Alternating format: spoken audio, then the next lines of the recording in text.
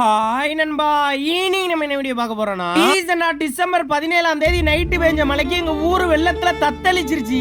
மாவட்டங்களுக்கு 16ஆம் தேதியே red alert கொடுத்துட்டாங்க. அதை அசால்ட்டா விட்டு அலட்சியமா இருந்துட்டோம். அதனால வீடு ஃபுல்லா வெள்ளம் வந்தாலும் பரவாயில்ல, டிரைனேஜ் வாட்டர் ஃபுல்லா ஒரு ஏரியா ஃபுல்லா வர ஆரம்பிச்சிருச்சு. வீட்டுக்குள்ளயும் எங்க வீடு கொஞ்சம் மேடா இருந்தாலும் வீட்டை சுத்தி வைத்த அளவுக்கு தண்ணி வந்துட்டு, ஆனா வீட்டுக்குள்ள வரல. மித்த ஏரியா எல்லாத்தையும் பாக்குறதுக்காண்டி போனேன். அதான் கண்ணே கலங்கிருச்சு.